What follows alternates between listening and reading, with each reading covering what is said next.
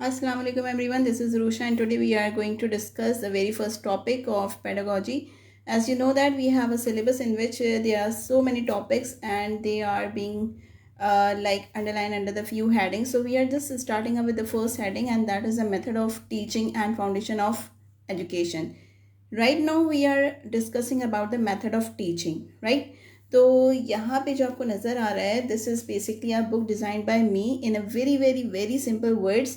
तो यहाँ पे जो मैंने सिंपल, अब आप हम इसको वन बाय वन करेंगे ताकि आपको कोई भी चीज़ ना प्रॉब्लमेटिक नहीं लगे, सब कुछ आसान हो जाए आपके लिए. ठीक है. So we are starting with the very first thing. यहाँ पे मैंने लिखा है पहले teaching method and foundation of education. As I told you that we are just focusing on the first topic. ठीक है. अब यहाँ पे हमारे पास जो है सबसे पहले मैंने लिखा है simple analogy and simple analogy. अब ये जो एनालॉगी होती है basically this is a difference between two things. ठीक है. यानी किसी भी चीज़ को जब हम डिफ्रेंशिएट कर रहे होते हैं, किसी भी चीज़ को हम दो डिफरेंट चीज़ों को जब हम डिफ्रेंशिएट करते हैं तो हम उसको एनालॉगी बोलते हैं, राइट. तो यहाँ पे learning to ride a bicycle, यहाँ पे सिंपल एक एनालॉगी है, learning to ride a bicycle. अब यहाँ पे इसको डिफाइन करने के लिए, सिर्फ इस चीज़ को डिफाइन करने के लिए हम देखते हैं कि हम क्या कर सकते हैं. पहली आ रही है instructional approach. Your overall philosophy और माइंडसेट अबाउट टीचिंग. यानी हम बीइंग अ टीचर, हर एक टीचर जो होती है वो अलग होती है, उसका जो टीचिंग पैटर्न होता है वो एक अलग तरीके का होता है, राइट. वहाँ पे हम कहते हैं कि भाई कोई टीचर होती हैं जो कि सिर्फ और सिर्फ प्रैक्टिकल अप्रोच यूज़ करती हैं, कुछ टीचर होती हैं जो कि लेक्चर यूज़ करती हैं. Some are very strict and कुछ टीचर्स के साथ बच्चे जो हैं बहुत ज़्यादा कंफर्टेबल होते हैं. ठीक है. Because they are using their different way of teaching. ठीक है. तो यहाँ पे हमारे पास जो अप्रोच यूज़ हो रही है वो हो रही है your overall philosophy. Philosophy is basically the way to express your knowledge. आप किस तरह से पढ़ा रहे हो. ठीक है. और माइंडसेट अबाउट द टीचिंग. अब मुझे पता है कि मैं बच्चों को इंगेज करके जो है ना पढ़ाना चाहती हूँ ताकि बच्चे इधर उधर एक्टिविटीज़ में इन्वॉल्व ना हो, उनकी जो कंसंट्रेशन हो वो सिर्फ और सिर्फ क्लास की हद तक महदूद हो. ठीक है. यहाँ पे तो मेरी एक अप्रोच है, this is my way of thinking.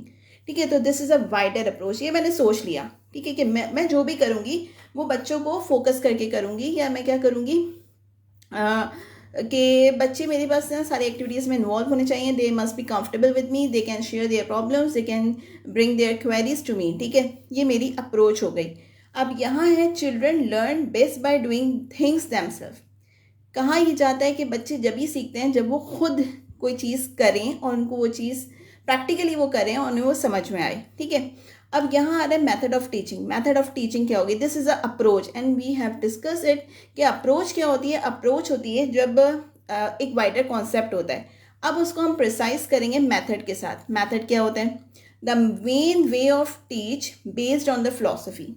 ठीक है. On that philosophy. यानी सबसे अब मैंने ये तो सोचा कि मैं बच्चों को इन्वॉल्व करूँगी, तो मेरा मेथड क्या होगा, मैं कौन से मेथड के थ्रू उन बच्चों को इन्वॉल्व करूँगी. ठीक है. If I have decided that I am going to use the student centered approach, that is the approach. तो अब मेरा मेथड क्या होना चाहिए? मेथड बेसिकली मैं कह सकती हूँ कि मैं इंक्वायरी बेस्ड कर सकती हूँ, प्रोजेक्ट बेस्ड लर्निंग कर सकती हूँ, as we have discuss so many methods. ठीक है. अब उसके बाद है specific techniques you use during the teaching. Teaching के अंदर जो है ना कौन सी टेक्निक को यूज़ करेंगे, that is very very specific. अब उसके अंदर मैं कह सकती हूँ कि भाई अगर मैं कह रही हूँ कि मैं प्रोजेक्ट बेस्ड लर्निंग करूँगी तो क्या मैं हैंड्स ऑन एक्टिविटी करवाऊँगी, मैं क्या चीज़ करवाऊँगी, तो मैं और उसमें प्रिसाइज हो गई.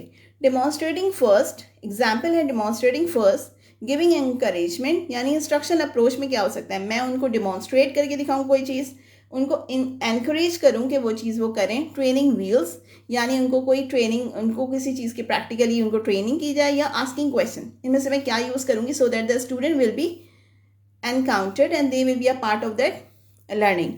अब यहाँ पे आ रहा है think of it. Approach, you know that this is a big idea. Method क्या होता है? एक प्लान होता है कि मैंने क्या सोच लिया, मैंने सोचा कि मैं उनसे प्रैक्टिकल कोई चीज़ करवाऊंगी या मैं उनके बाद साथ लेक्चर बेस करूंगी. ठीक है. और स्ट्रेटजी, स्ट्रेटजी क्या होगी? Action. Basically this is a word. यहाँ पे क्या है? ये एक आइडिया, पहले एक आइडिया था, that is not basically the word. अब वहाँ पे हमने उसको प्रिसाइज किया, दैट इज़ अ प्लान. और उसके बाद क्या हो गया? एक एक्शन आ गया कि फाइनली वो जो मैंने सोचा है उसको मैं एक्शन में कन्वर्ट करूँगी. अब सबसे पहले हमारे पास आ रहा है instructional approaches the big picture. ठीक है, यानी मैं एक वाइडर व्यू को डिस्कस करूँगी। अब यहाँ है an instruction approach is a teacher journal believe how about learning happens, मतलब लर्निंग किस तरह से होगी, बच्चे कैसे सीखेंगे, दैट इज द अप्रोच। ठीक है, मुझे बच्चों को सिखाना है लेकिन बच्चे सीखेंगे कैसे, what are the ways, what are the approaches could I use to teach them. तो I have few of the approaches. ठीक है, यहाँ पे है teacher center approach, as we have discuss कि टीचर सेंटर अप्रोच क्या होती है। टीचर सेंटर अप्रोच होती है the teacher is the main source of information, यानी यहाँ बच्चे को सिर्फ और सिर्फ टीचर को सुनना है। He must not be having the reader, he must not having the other resources in the classroom, he can not talk to their fellow ones. So यहाँ पे जो मेन सोर्स ऑफ नॉलेज हो गई वो हो गई टीचर। ठीक है, उसके बाद अब वहाँ पे एग्जाम्पल क्या है, teacher explains, student listen and take notes. यहाँ पे दोनों की इन्वॉल्वमेंट तो है, यहाँ पे स्टूडेंट की इन्वॉल्वमेंट ज़्यादा है क्योंकि स्टूडेंट क्या कर रहा है, उसे पैसिवली सुन रहा है। ठीक है, और क्या कर रहा है वो, what ever the teacher is saying उसके नोट्स बना रहा है, because that is the only source of knowledge. अब हमारे पास आ रहा है स्टूडेंट सेंटर अप्रोच। क्या होती है स्टूडेंट सेंटर अप्रोच? होती है जहाँ पे स्टूडेंट की जो इन्वॉल्वमेंट है ना वो ज़्यादा हो। ठीक है, उसकी जो वो इधर वो बोल के कर रहा हो, ठीक है, वो प्रैक्टिकली कर रहा हो, वो डिस्कस कर रहा हो, वट एवर, लेकिन इन्वॉल्वमेंट किसकी ज़्यादा है, स्टूडेंट की। Student actively participate and discover knowledge, खुद से उसने पार्टिसिपेट किया और कोई एक ऐसी नॉलेज उसने निकाली जो उससे पहले उसे नहीं पता थी। This is a student centred approach. अब यहाँ पे जो नॉलेज है, for example right now if I am teaching, you might not know few of the things, so you will get the knowledge. ठीक है, तो यहाँ पे क्या होता है कि जब हम दो लोग आपस में बात कर रहे होते हैं, during discussion we know something new. ठीक है, हमें कोई चीज़ नहीं पता चल गई तो that is from the discussion. उसने कहाँ से निकाली, डिस्कशन के थ्रू निकाली। प्रोजेक्ट्स, यस, प्रोजेक्ट में क्या होता है, ग्रुप प्रोजेक्ट्स होते हैं, इंडिविजुअल प्रोजेक्ट्स होते हैं, जिसके अंदर उनको खुद ढूंढना होता है और खुद उनको डिज़ाइन करके सामने आके प्रेजेंट करना होता है। और जब हम किसी चीज़ के बारे में बता रहे होते हैं तो हमें उसके लिए वेल प्रिपेयर होना होता है। ठीक है, यानी अगर हम ही को नहीं आता तो सामने वाला लिसनर तो हमें कुछ भी नहीं इंपॉर्टेंस देगा। तो हमारे पास इतनी ग्रैब ऑफ नॉलेज होनी चाहिए कि सामने वाला हमें सुने। इन्वेस्टिगेशन, वो किसी चीज़ को, किसी टॉपिक को इन्वेस्टिगेट करेगा, किसी क्वेरी को इन्वेस्टिगेट करेगा। जब इन्वेस्टिगेट करेगा तो उसको वाइडर व्यू मिलेगा, उसे बहुत सारी चीज़ें उसके बारे में मिलेंगी। फिर एंड डिस्कशन, अच्छा फिर live, actually cooking the meal yourself. अभी तो बच्चे ने सिर्फ देखा था। टीचर सेंटर में अगर मैं कहूँ तो भाई एक मम्मा जो है वो कुकिंग कर रही है और बच्चा सिर्फ देख रहा है, वो ऑब्जर्व कर रहा है, he is not taking part, that is a teacher centred approach. अब स्टूडेंट सेंटर में क्या हो गया, बच्चा वो खुद पका रहा है। ठीक है, अब वो जब खुद पकाएगा तो वो जल भी सकता है, उसे पता चलेगा कि फ्लेम क्या होती है, फ्लेम हाई पे क्या हो रहा है, फ्लेम लो पे क्या हो रहा है, तो वो खुद से सीख रहा है। ठीक है, फिर आ रहे हैं inquiry based approach. Inquiry, you know that what is inquiry, student learn by asking question, exploring answers. वो उनको जो भी क्वेरी होगी वो क्या करेंगे, वो उसके बारे में सवाल करेंगे। दिस इज द वन, वो उसके बारे में सवाल करेंगे और उसके आंसर्स को ढूंढेंगे। अगर टीचर को, फॉर एग्जांपल अगर वो टीचर से नहीं पूछ सकते, कुछ बच्चे होते हैं जो टीचर्स को अवॉइड करते हैं, वो अपने क्लास फेलो से पूछ होते हैं, यस दिस हैपेंस। तो वहाँ पे क्या होगा कि वो स्टूडेंट जो है वो एक दूसरे से क्वेश्चन करेंगे कि तुम्हें समझ में आ रहा है, तुम्हें ये हो रहा है, ये कैसे हुआ। तो in this way they are just getting the answer, they are talking because to explore the answers. ठीक है, अब example, why does I smell faster in warm water। अब सवाल आ गया, while first thing the teacher centered में क्या हुआ था कि मम्मा जो है वो पका रही थी। ठीक है, वट एवर, उन्होंने कोई चीज़ ठंडी, फॉर एग्जाम्पल हम समटाइम ये होता है कि कोई चीज़ को जल्दी से क्विकली गर्म करना होता है, फ्रोजन फूड को गर्म करना होता है, तो समटाइम वहाँ पे हम क्या फ्रीज होता है ना, अब वो क्विकली हाई फ्लेम पे ज़्यादा जल्दी हो जाएगा, लो फ्लेम पे वो स्लोली होगा। ठीक है, ये सब कुछ बच्चे ने ऑब्जर्व किया। सेकेंड टर्न आ गई सेंटर्ड अप्रोच, स्टूडेंट सेंटर, जिसके अंदर बच्चे ने ये सब कुछ खुद प्रैक्टिकली देखा। अब तीसरा है इंक्वायरी बेस्ड, जब वो कुछ भी कर रहा था, मैंने तेज फ्लेम की, खाना जल गया, what is the reason behind, ऐसा क्यों हुआ, मैं स्लो फ्लेम पे पका रहा था, कुछ भी नहीं हुआ था। ठीक है, तो ये क्वेश्चन डेवलप हुआ, that is the inquiry based. वो फिर किससे पूछेगा, डेफिनेटली वो मम्मा से पूछेगा, क्योंकि उसने कुकिंग करते हुए किसको देखा था, मामा, मामा इज मोर एक्सपीरियंस्ड। ठीक है, तो वो क्या करेंगे, वो उससे पूछेंगे why does ice melt faster in warm water. उसके दिमाग में यह है कि मतलब गर्म पानी में बर्फ जल्दी क्यों पिघल रही है, as the ice is giving off the energy. ठीक है, और गेटिंग द एनर्जी, मैं कहूँ कि तो हीट ले रही है और कूलनेस दे रही है, तो इस वजह से वो क्या हो रही है, जल्दी से जल्दी वो मेल्ट अप हो रही है। अब है ये उसने सवाल किया और उसको उसका आंसर चाहिए।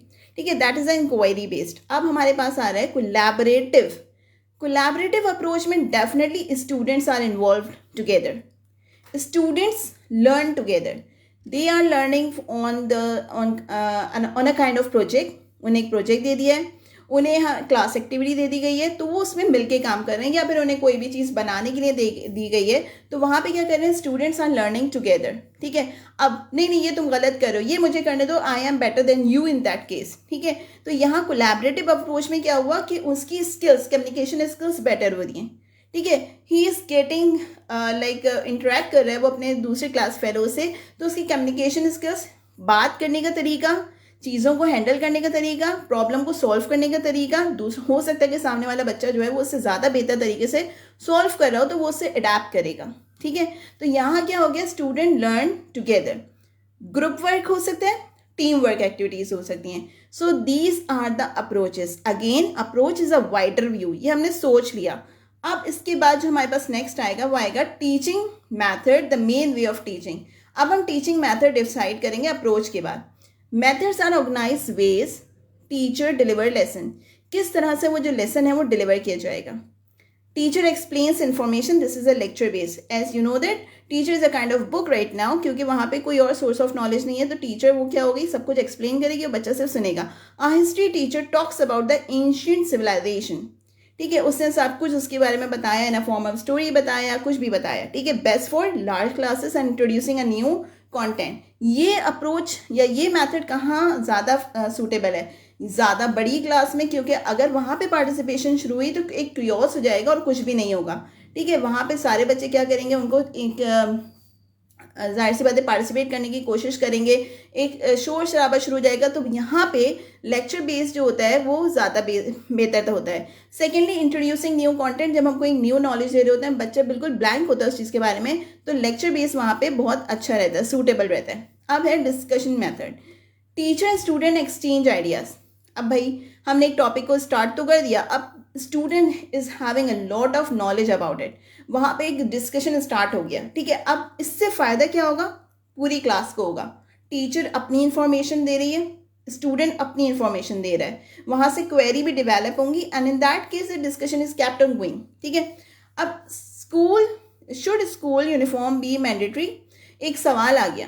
ठीक है, कि क्या यूनिफॉर्म रखना मैंडेटरी है, ज़रूरी है। क्रिटिकल थिंकिंग, उसके बेनिफिट्स क्या होंगे, कम्युनिकेशन स्किल, आपस में बात करेंगे, नहीं I can not afford it. ठीक है, I don't like to wear this uniform day every same day. ठीक है, एवरी अदर डे। तो यहाँ पे क्या होगा, कम्युनिकेशन स्किल्स भी बेहतर होंगी और क्रिटिकल थिंकिंग होगी। फिर कोई सोचेगा शायद ये नहीं ले सकता, या फिर हमारे पास कोई अच्छा लगेगा, कोई बुरा लगेगा, कोई कैसा लगेगा। यूनिफॉर्म में क्या होता है, एवरीवन लुक सेम। ठीक है, तो यहाँ पे डिस्कशन मैथड हो गया। फिर हमारे पास आ रहा है third, demonstration method. Demonstration method क्या होता है, teacher shows how something is done. पहले टीचर वो करके दिखाएगी, क्या करके दिखाएगी, एक कोई भी एक्सपेरिमेंट को करके दिखाएगी। जैसे अभी मम्मा कुक कर रही थी तो बच्चा देख रहा था, उसके बाद एग्जाम्पल, साइंस एक्सपेरिमेंट और कुकिंग लेसन। ठीक है, अब जब साइंस एक्सपेरिमेंट हो रहे होते हैं तो वहाँ पे जो है वो एक जो सिखा रहा होता है वो तो सिखा रहा होता है, बाकी पूरे के पूरे जो स्टूडेंट्स होते हैं वो उसे ग्रुप बना के देख रहे होते हैं। तो that is a demonstration method. ठीक है, अब देन स्टूडेंट ट्राइड देमसेल्फ, उसके बाद वो उसके बाद ज़रूर करेंगे डेमोन्स्ट्रेशन हमने क्यों की, ताकि बच्चा हमसे सीखे और उसके बाद उसको अडैप्ट करे और उसको प्रैक्टिकली करे। अब हमारा प्रोजेक्ट मेथड, प्रोजेक्ट मेथड में भी हमारे पास you know that student centered है। Student complete a real task और प्रोजेक्ट, यहाँ पे एक प्रोजेक्ट दे दिया होगा और एक डेडलाइन दे दी होगी कि इस डेडलाइन से पहले इस टास्क को कंप्लीट करना है। ठीक है, फिर आ रहा है बिल्डिंग अ मॉडल वॉल्केनो बनाना है, क्रिएटिंग अ क्लास मैगजीन बनाना है, प्रोजेक्ट हो गया। अब ये अगर छोटा होगा तो इंडिविजुअल होगा, अगर बड़ा प्रोजेक्ट होगा तो वो ग्रुप हो सकता है। फिर आ रहा है problem solving method, student solve a challenge, कोई भी चैलेंज दे दिया कि ऐसा मैथमेटिक का क्वेश्चन दे दिया जो कि बहुत ही ज़्यादा चैलेंजिंग है और क्लास में सिर्फ एक चीता बच्चा है जो उसको वो आंसर आएगा और वही बताएगा, तो उसको पीछे करने के लिए एवरीवन ट्राइज। ठीक है, तो ये है problem solving method. How can we reduce plastic waste in our school. अब प्रॉब्लम क्या है, प्रॉब्लम है भाई प्लास्टिक, अब उसको किस तरह से हम ख़त्म करें। everyone is having different ideas, they will use in that way. ठीक है, वो कहेगा कि मेरा आइडिया ज़्यादा अच्छा है, वो दूसरा कहेगा मेरा आइडिया ज़्यादा अच्छा है, तो this is a problem solving idea. We are having so many solving things. ठीक है, सॉल्विंग आइडियाज आ जाएंगे कि इस प्रॉब्लम को इस तरह से सॉल्व कर सकते हैं. फिर हम कहते हैं ना two minds are better than one, तो वो यहाँ पे प्रॉब्लम सॉल्विंग मेथड में आ सकता है. फिर आ रहा है inquiry method. Student investigate and discover answer. Student क्या कर रहे हैं? इन्वेस्टिगेट कर रहे हैं. ठीक है, वो क्या इन्वेस्टिगेट कर रहे हैं कि भाई ये सवाल था, ये प्रॉब्लम थी, इसका आंसर क्या होगा, इसका आंसर कहाँ से मिलेगा. टीचर ने उनको अनआंसर छोड़ दिया, मतलब उसका आंसर नहीं दिया, उसको यूं ही छोड़ दिया एंड वो उनको असेस भी नहीं कर रही, तो ये इंक्वायरी हो गया. अब वो खुद ढूंढना है, वो सवाल करना है, वो सवाल कर सकते हैं. ठीक है, वो क्या कर सकते हैं? वो बुक यूज़ कर सकते हैं, वो क्लास फेलो से पूछ सकते हैं. Researching why plants need sunlight, अब वो कुछ भी कर सकते हैं, वो इंटरनेट पे रिसर्च कर रहे हैं, कुछ भी कर रहे हैं. ठीक है, okay, so these are the methods. Methods are coming after the approaches. Approaches is a wider view, whereas methods are narrower than them. उसके बाद हमारे पास आ रहा है नेक्स्ट वन. अब यहाँ जो हमारे पास आ रहा है वो है instructional strategies, the specific tools. यानी अब हम चले गए क्लास के अंदर. अब जो हमारे पास जो पूरी चीज़ हो रही है वो क्लास के अंदर हो रही है. हमने सब कुछ डिसाइड कर लिया, okay this method I am going to use today.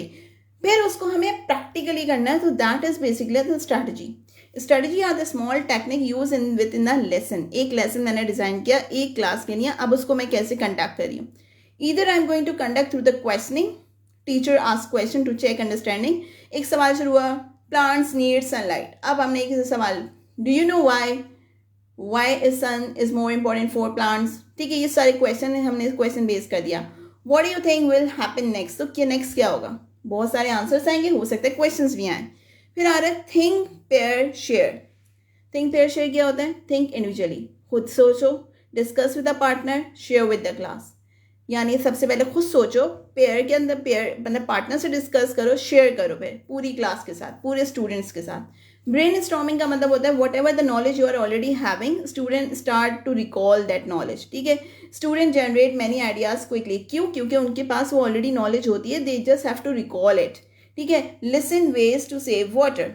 List ways to save water. अब इसके ऊपर तो फॉरन मैं घर में क्या करता हूँ, नल बंद कर देता हूँ, ये कर देता हूँ, वो कर देता हूँ. So they are having so many knowledge about it. और वो उसको क्या करेंगे, सिर्फ लाइन अप कर देंगे. Role play. Student act out situation.